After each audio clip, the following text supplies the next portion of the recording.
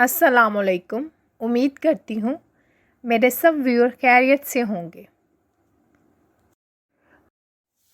ایک سپیرا دن رات زہریلے سانپوں کی تلاش میں جنگل بیاباں صحرا میں مارا پھرتا رہتا تھا۔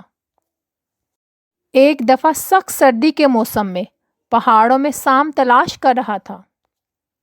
اس نے ایک مردہ اژدہا دیکھا جو بھاری بھرکم اور قوی تھا۔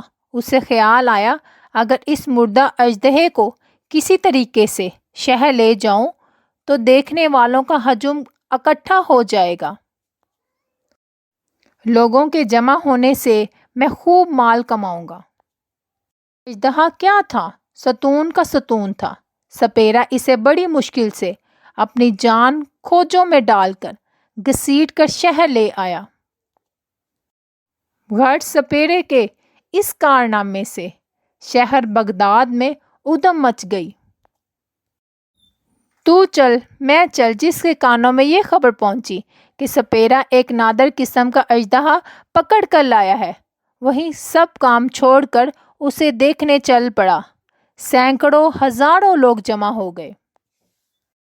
بے پناہ سردی اور برف باری کی وجہ سے اژدہے کا جسم سن ہو چکا تھا۔ برف سے ٹھنڈنے کے باعث وہ مردہ دکھائی دے رہا تھا۔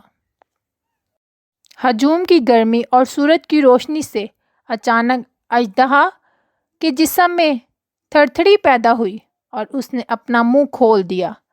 اژدہے کا منہ کھولنا تھا کہ قیامت برپا ہو گئی۔ بدحواسی اور خوف سے جس کا جدھر منہ اٹھا اسی کی طرف کو بھاگا۔ جوں آفتاب کی گرمی دھوپ اژدہے پر پڑتی تھی تو اس کے جوڑ اور بند میں زندگی نمودار ہوتی تھی۔ ماری دہشت کے سپیرے کے ہاتھ پاؤں پھول گئے۔ اس نے جی میں کہا غضب ہو گیا، یہ پہاڑ سے میں کس آفت کو اٹھا لایا۔ اپنے ہاتھوں اپنی موت بلا لی۔ ابھی وہ بھاگنے بھی نہ پایا تھا کہ اژدہے نے اپنا غار سا منہ کھول کر اس کو نگل لیا۔ پھر وہ رینگتا ہوا آگے بڑھا اور ایک بلند عمارت کے ستون سے اپنے آپ کو لپٹ کر ایسا بل کھایا کہ اس سپیرے کی ہڈیاں بھی سرما ہو گئیں۔ اس سے ہمیں یہ سبق ملتا ہے، اے عزیزو، ہمارا نفس بھی اژدہے کی مانند ہے، اسے مردہ مت سمجھے۔ وسائل نہ ہونے کے باعث اللہ تعالیٰ کی عبادت سے غفلت اور دنیا داری کی حرارت سے وہ حرکت میں آ جاتا ہے۔ ایک شکاری نے بڑی ترکیبوں اور مشکل کے ساتھ ایک نادر اور خوبصورت چڑیا پکڑی۔ جب وہ چڑیا جال میں پھنس گئی اور آزاد ہونے کی کوئی صورت نہ پائی، تب چڑیا شکاری سے کہنے لگی، اے عقل مند انسان، تو مجھ جیسی ننھی سی چڑیا کو پکڑ کر کیا کرے گا؟ اگر تو مجھے ذبح کرے گا تو میرے ذرا سے گوشت اور گنتی کی چند نرم و نازک ہڈیوں سے تیرا کیا بنے گا؟ مجھے فروخت کر کے بھلا تجھے کتنا مال ملے گا؟ میری بات سن، اگر تو مجھے آزاد کرے گا تو میں تجھے 3 ایسی پیش بہا نصیحتیں کروں گی جو ہمیشہ تیرے کام آئیں گی۔ ان میں سے پہلی نصیحت تو تیرے ہاتھ میں بیٹھ کر کروں گی، وہ نصیحت ایسی ہوگی جسے سن کر تیرا خون بڑھ جائے گا۔ دوسری نصیحت دیوار پر بیٹھ کر کروں گی جو اعلیٰ درجے کی ہوگی۔ تیسری نصیحت درخت کی شاخ پر بیٹھ کر کروں گی۔ اس لیے تیری دانائی، جوان مردی اور دور اندیشی کا تقاضا یہی ہے کہ تو مجھے آزاد کر دے۔ ان تینوں نصیحتوں پر عمل کر کے تو دنیا میں بڑا نام پائے گا۔ شکاری تھوڑی دیر غور کرنے کے بعد راضی ہو گیا۔ چڑیا اڑ کر شکاری کے ہاتھ پر آن بیٹھی۔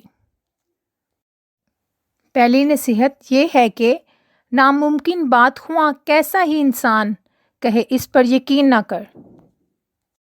یہ کہہ کر چڑیا پھوٹ سے اڑی اور دیوار پر جا بیٹھی۔ اس نے دوسری نصیحت یہ کی، گزری ہوئی بات کا غم نہ کر۔ اس کے بعد چڑیا نے کہا، میرے وجود میں 10 درہم وزن کا ایک ایسا قیمتی موتی ہے جس کی قیمت ہفت اقلیم میں کہیں نہیں۔ یہ موتی پا کر تو اور تیری اولاد عیش و عشرت سے زندگی بسر کرتے، مگر افسوس کہ تو نے مجھے آزاد کر کے یہ پیش بہا موتی ہاتھ سے کھو دیا۔ یہ تحفہ تیرے مقدر میں نہ تھا۔ اتنا سنا کہ شکاری رونے چلانے اور ماتم کرنے لگا جیسے اس کا کوئی عزیز مر گیا ہو۔ بار بار ٹھنڈی آہیں بھرتا اور سینہ پیٹ کر کہتا کہ ہائے میں برباد ہو گیا، مجھ بے وقوف نے ایسی نادر چڑیا کو کیوں آزاد کر دیا؟ ننھی سی جان نے مجھے ہتھیلی میں جنت کی جھلک دکھلا کر لوٹ لیا۔ شکاری جب رو دھو چکا تب چڑیا نے کہا، اے بے وقوف، میں نے پہلے ہی تجھے نصیحت کر دی تھی کہ گزری ہوئی بات کا غم نہیں کرنا چاہیے۔ جب یہ بات ہو گئی تو کف افسوس ملنا کس کام کا؟ چڑیا نے کہا، ارے نادان، تو نے میری پہلی بات غور سے نہیں سنی تھی۔ میں نے کہا تھا کہ ناممکن بات کا ہرگز یقین نہیں کرنا چاہیے، خواہ وہ کیسی ہی کیوں نہ ہو۔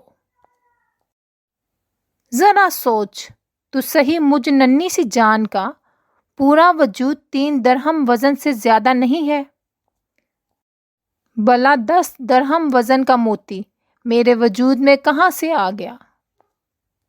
یہ بات سن کر شکاری رونا دھونا بھول گیا، حیرت سے چڑیا کو تکنے لگا اور کہنے لگا، بے شک تو ٹھیک کہتی ہے۔ پھر شکاری کہنے لگا، اے نازک بدن چڑیا، مہربانی کر کے وہ تیسری نصیحت بھی کرتی جا۔ چڑیا نے کہا، ارے بھائی، تو نے میری 2 نصیحتوں پر کون سا عمل کیا؟ جو تیسری نصیحت بھی مجھ سے سننا چاہتا ہے؟ جو تیسری نصیحت بھی مجھ سے سننا چاہتا ہے وہ قیمتی نصیحت تجھ جیسے بے مغز انسان کے لیے نہیں ہے۔ اس سے ہمیں یہ سبق ملتا ہے، خر دماغ اور جاہل کو کوئی نصیحت کرنا ایسا ہے جیسے بنجر زمین میں بیج ڈالنا۔